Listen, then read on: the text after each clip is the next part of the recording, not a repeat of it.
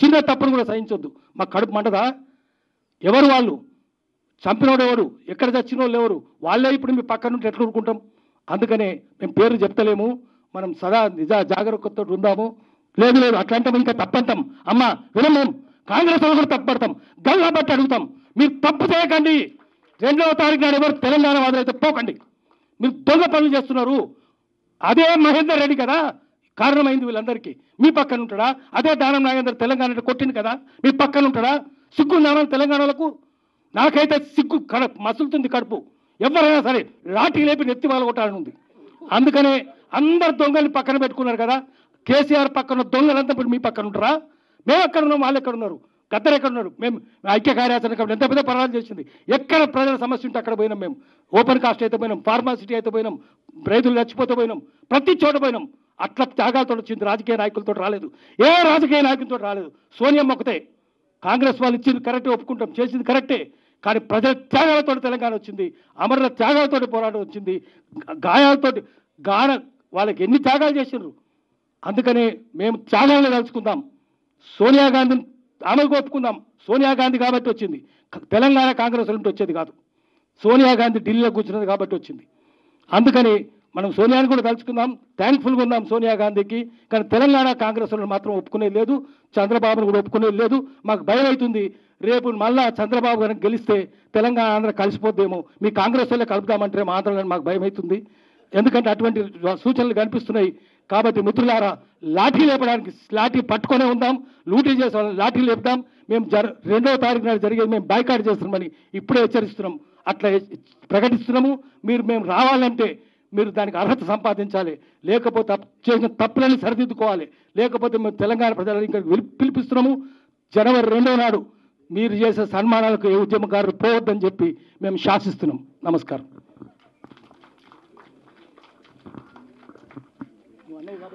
మా యాదగిరి అన్నని కాంట్రడిక్ట్ చేయడం కాదు, కానీ 10 ఏళ్ళు కేసీఆర్ గౌరవించుకోలే.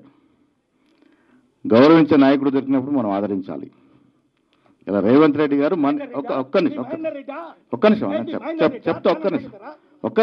ఇది సందర్భం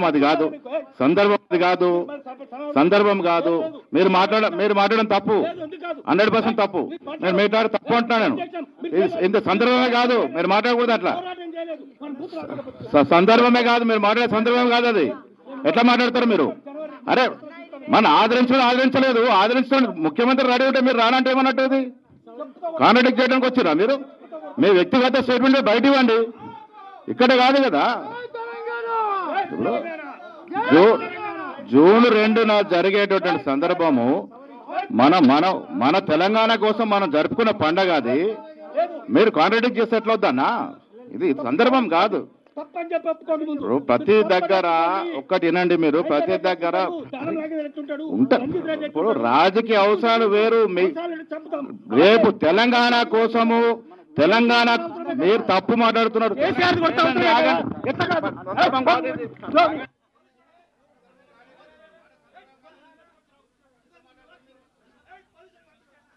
మాట్లాడతారు మీరు. రమా ఒక్క నిమిషం. యాదగిరి అన్న సారీ, యాదగిరి అన్న సారీ అన్న. రమా ఇగో అన్న పాశమన్న ప్లీజ్. సందర్భం వేరు, ఇది సందర్భం వేరు అన్న. ఇది ఓన్లీ పాట కోసం నేను ఫస్టే చెప్పిన. అందుకే వచ్చిన అతిథులకు దయచేసి అమరవీరుల పాట, ఇది రాజకీయం కాదు, ఏ పార్టీలకు ఇది కాదు, అది అతీతంగా మాట్లాడుకుందాం. ఓన్లీ పాట కోసమే మాట్లాడదామని చెప్పినాం. దయచేసి ప్లీజ్ అన్న పాశమన్న ప్లీజ్ పాశమన్న ప్లీజ్. గన్మెన్స్ మీరు దూరం ఉండండి ప్లీజ్. మనోళ్ళు తీస్తారు. గన్మెన్స్ మీరు దూరం ఉండండి. అన్నకు దూరం ఉండండి ప్లీజ్. అన్నకు దూరం ఉండండి. మీరు ఇబ్బంది పెట్టకండి ప్లీజ్ అన్న, దయచేసి ప్లీజ్ అన్న. నేను క్షమాపణ చెప్తానండి. నేను మీ పాదాలకు దండం పెడతాను. ఎందుకంటే ఇది సందర్భం, మన ఇది అంతే. ఒక పాట చేసినాం, ఇదే ఇంత అన్న. మనం ఒక వేదిక అన్న, మనం ఒక వేదిక పెట్టుకుందాం అన్న. మనం వేరే వేదిక పెట్టుకుందాం ప్లీజ్ ప్లీజ్ అన్న. కుటుంబ సభ్యులు వచ్చారు, వాళ్ళ ముఖాలు చూడు, వాళ్ళు బాధపడతారు అన్న. పాశమన్న అన్న ప్లీజ్ ప్లీజ్ ప్లీజ్ పాషం అన్న కూల్ అన్న అక్క విమలక్క ఒక ముచ్చట చెప్పండి ప్లీజ్ ఒక్కటే అన్న అరే మన ఏందే ఒకసారి చూడు అజయ్ ఒకసారి సాంగ్ ప్లే